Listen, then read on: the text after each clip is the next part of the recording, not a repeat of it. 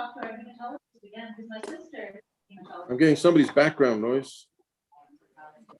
here, they seem to be just going by the age, so they're not, doing different categories. So in that Okay, colleagues, if somebody's got noise in the background, please mute yourself. It is Monday, March 26th.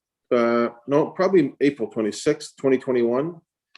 This is Executive Committee. I want to say good morning to everybody. We do have quorum. I'm going to check and make sure that the whole cast of characters is in place, beginning with our deputized mayor. Good morning, Deputy. I wasn't expecting to be first. Good morning, Mayor. Good morning, colleagues. Here from not so sunny Bedford today, but ready to go. All right. Stay safe. The councillor from Q104, Councillor Blackburn. Hello there. Good morning, everybody from beautiful downtown Beaverbank. Let's do this. From Q104 to CBC, Councillor Morse. Good morning, everybody. Joining you from Clayton Park. Looking forward to the meeting this morning. Councillor Russell. Good morning from the shores of First Lake this morning. Hope everybody's having a wonderful day. We'll go to the freshly vaccinated Councillor Hensby.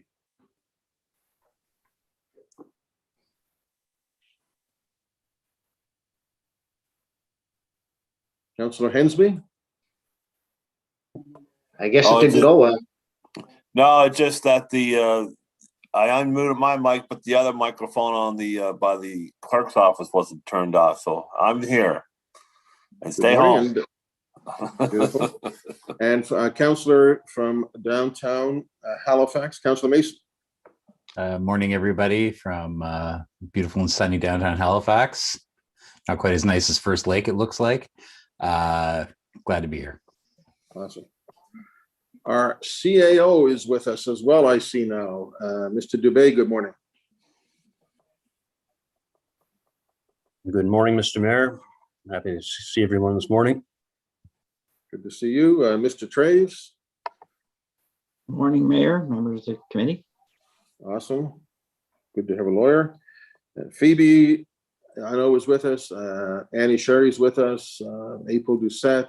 There's some other folks from the clerk's office. Jill McGillicuddy, I think. Good morning, all.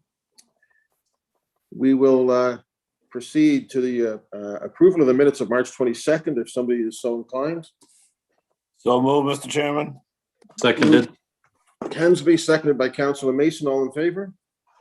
Aye. Aye. Opposed? Thank you very much. The order of business additions and deletions. We have an order of business. Mr. Traves, our personnel issue has been added to the agenda. I think everybody has that. Does anybody have any issues on the order of business, or does somebody want to move the adoption of the order of business? So moved as circulated. Second. Hensby, seconded by Deputy Mayor. All in favor? Aye. Opposed? That is the order of business. Business arising out of the minutes, we have none.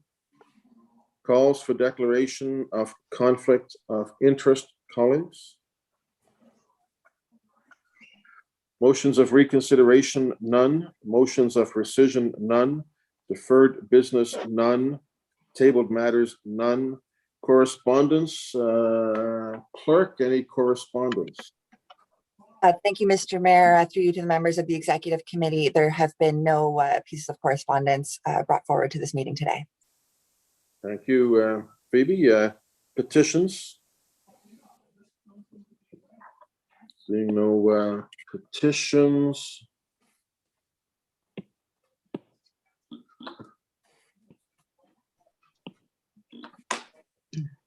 Presentations, we don't have a presentation. Information items brought forward. Reports. 12.1.1 is amendments to the Women's Advisory Committee, terms of reference. Council, what is your wish? I can move that motion, Mr. Mayor. We'll go to Councillor Blackburn. Thank you very much. I move that the Executive Standing Committee recommend that Halifax Regional Council adopt the amendments to Administrative Order, the purpose of which is to amend Administrative Order number 2019-0040-Gov, the Women's Advisory Committee Administrative Order, as set out in Attachment 2 of this report. I so move. I second it. Seconded by Councillor Thank- Moore. Councillor Blackburn. Thank you very much. Yeah, so this is just a little bit of a housekeeping item. The Women's Advisory Committee, and I sit on this this committee, drafted up their administrative order. They wanted to add racialized women as one of the groups that they'd like to see representation of on the group. So they just wanted to amend the AO to add racialized women to the list of women that they wish to attract to their membership. Thank you. Thank you. Any other discussion on that? Curious about the definition on page 2, at the bottom of page 2. Racialized women are defined as those who self-identify as women being other than Indigenous people and who are non-Caucasian in race or non-white in color or racialized for reasons of dress or language. And it's the last portion of that, for reasons of dress or language. I can certainly understand the rest of it, and the rest of it I think makes sense. I'm not sure that difference in dress or language counts as racialized. And I'm just wondering if we can hear some of the rationale for that being included as part of the definition. Is there somebody who might want to address that? Sure. Good morning, Mr. Mayor. This is Haruka Aoyama, Legislative Assistant at the Clerk's Office. Through you, Mr. Mayor, to the committee members. So this is the definition that is used currently at the Office of Diversity and Inclusion. And as the main author of this report, I consulted the Executive Director from the Diversity Office, Office of Diversity and Inclusion. And I didn't work on this definition, but this is a definition used by their office. That's why it's included as it is. So I won't be able to provide any rationale today, and I assume Tracy is not present in the meeting. However, this is the definition that was provided by the Office of Diversity and Inclusion. Right. Okay. Okay. Thank you very much. Thank you. Was it Haruka? Is that your name? Yes, that is correct. Thank you very much for that. Nice to see you. Anybody else with any questions or comments? If not, ready for the question. All those in favor? Aye. Aye. Opposed? That is carried. Thank you, Councillor Blackburn. Councillor Morris. We will move to 12.2, 12.2.1 GBA plus GBA gender-based analysis training for all staff members of the Halifax Regional Municipality.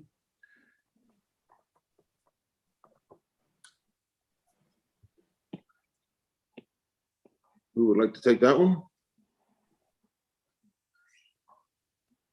I can take that one again, since it did come from the Women's Advisory Committee. Sure. The motion is that the Executive Standing Committee request a staff report regarding the implementation of the federal government's Gender-Based Analysis Plus, GBA Plus, free self-paced training for all current and future staff members of the Halifax Regional Municipality as part of the employee training. I so move. I'll second that, Councillor Russell.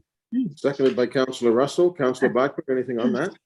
Thank you very much. So this was, as I said, this was something that came up at the Women's Advisory Committee. This is training that all members of the committee have taken. As the motion explains, the federal government does it online. It's a 2-hour or so course that you do online, absolutely free. And you don't have to do all 2 hours at once. You can space it out as need be. But it definitely gives you a different perspective. I think where we don't have this type of training that is usually part of our employee onboarding, it was suggested that this might be a good course, a good basis for new employees as part of their onboarding to Halifax Regional Municipality. Thank you. Thank you. The only question I have is, do we really need a staff report on this, or it seems pretty self-evident that. Well, I guess the conversation was that, we didn't know, with just various business units and groups, we just wanted to make sure that a staff report just covered off all the bases and looked at, something that may have been missed by the committee. We weren't sure about what the union contracts, what they say about this type of training or any type of employee training, whether it's mandatory or that sort of thing. So we just wanted a quick report just to make sure we didn't overlook anything. Thank you. If I may, thank you. There are two types of training that can be offered when someone is starting a job. One of them is your standard, here's the boilerplate training on how to do your job. The other one is training that often needs a refresher. And this seems like the type of training that falls into that second category, where it might develop and advance it and need a refresher every however many years. Someone who was hired 20 years ago would not be in the same environment that they're in now. And I'm wondering if there's any component related to this or other training similar to this, where there is a refresher requirement every 5, 10, however many years. And if the answer isn't immediately self-evident, then perhaps that could be something that is included in the staff report.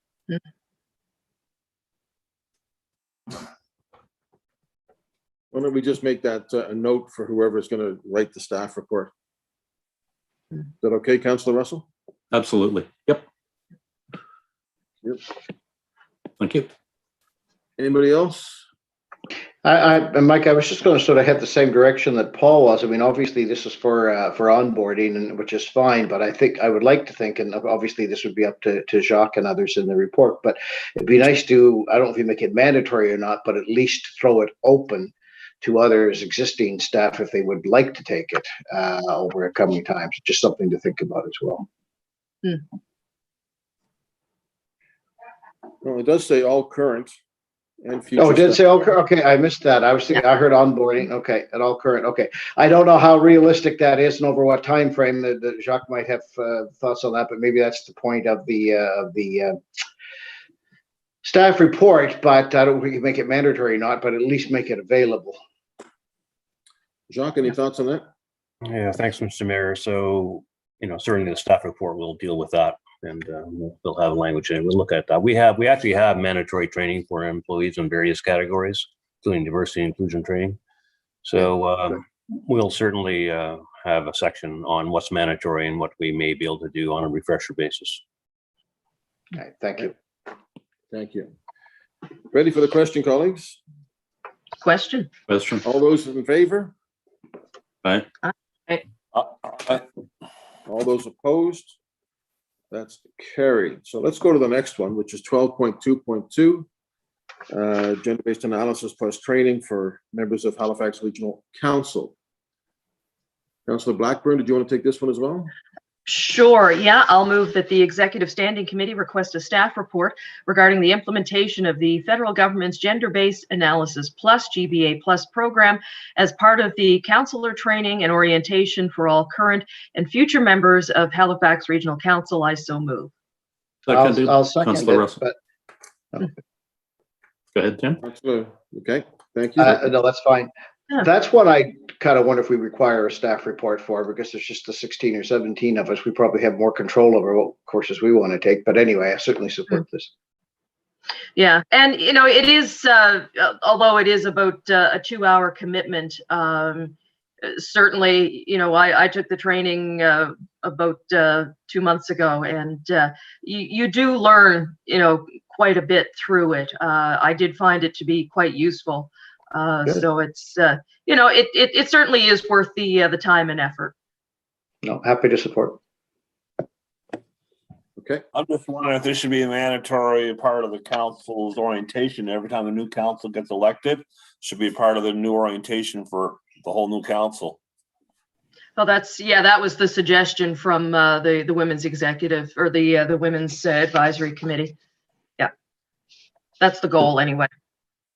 The challenge with making it mandatory, I would think, and perhaps John could correct me, is you can't make anything for a councillor mandatory. There was a previous councillor who said that he was not going to take any training, regardless if it was mandatory, especially if it was defined as mandatory. So I'm just wondering about the efficacy of indicating that this is mandatory. Maybe John's new code of conduct can address that. I know he'd like to work on one. yeah, but what it actually says is the implementation of the GBA as part of the councilor training and orientation. I don't see mandatory in there. Mandatory, yeah. That could be covered in Yeah. the staff report and the discussion when it comes back. Yeah, okay. John, is that fair? Certainly, Mayor. Pardon me? Certainly, yeah. That can be looked at in the Thank staff report. Okay. Ready for the question, colleagues? Question? All those in favor? Aye. Aye. Aye. Opposed? That's carried. Now, members of executive committee, we have nothing. Committee updates and motions are none. Does somebody want to consider moving the in-camera minutes of March 22nd? I'll move them. Councillor Hensby seconded them. Seconded. Councillor Mason, seconded by Councillor Hensby. Any discussion? All in favor? Aye. Aye. Aye. Opposed? The minutes are approved. The rest of these, we probably need to go in camera. There's some discussion required, I think, on those. So I move that we go in camera. Moved by Councillor Russell, seconded by Second. Councillor Mason. All in favor? Aye. Aye. We'll move in camera. So April or Jill or Annie, we will pull out of this meeting and go into the in-camera one, I assume. Yes, that is correct, Mr. Mayor. We'll be getting up your in-camera screen shortly, and we'll be moving over to the other meeting. We'll be holding this space and returning here after the in-camera meeting in order to ratify the motions and adjourn the meeting. Okay, folks. See you on the other side.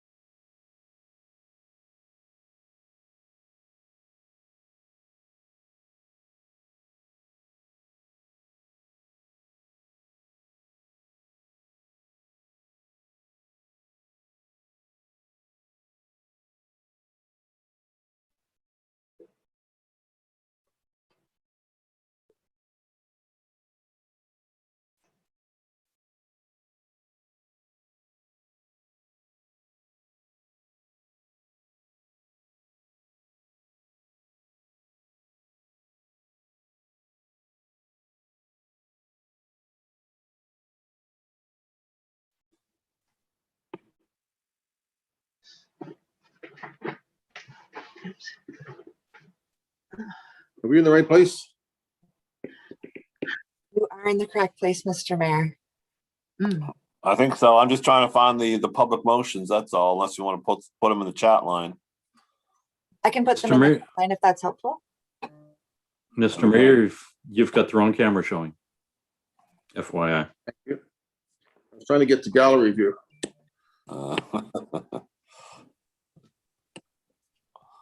That was the Peter Gallery, wasn't it?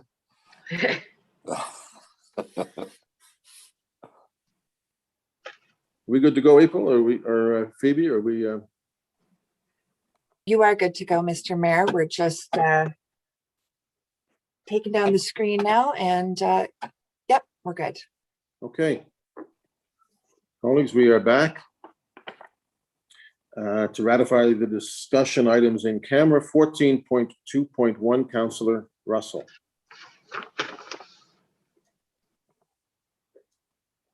I move that I go off mute first. I move that the Executive Standing Committee 1 adopt the recommendations as outlined in the private and confidential staff report dated April 19th, 2021. And 2, direct that the staff report dated April 19th, 2021 be maintained as private and confidential. Second. Second.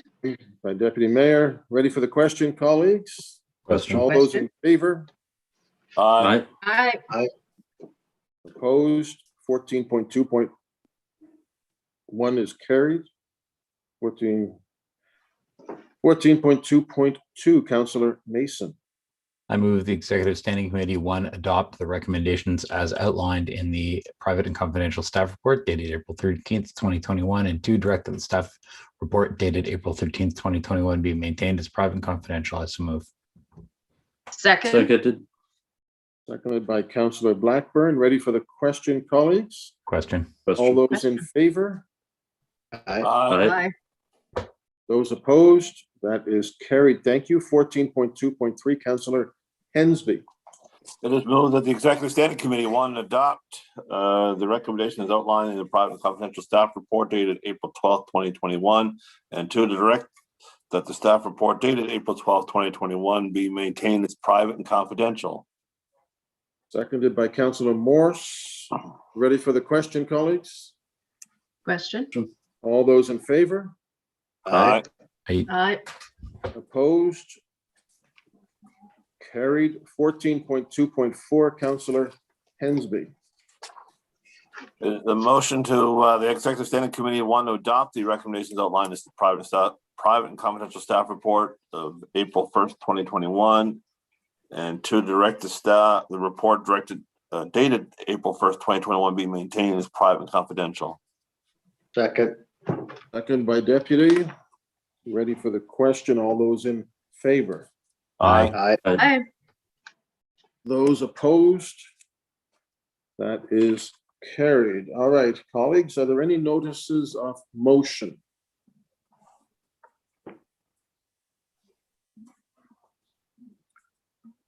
Hearing none. Our next meeting will be on my sister's birthday, May the 31st, 2021. If there's nothing else, does somebody want to move that we adjourn? So moved. Councillor Russell.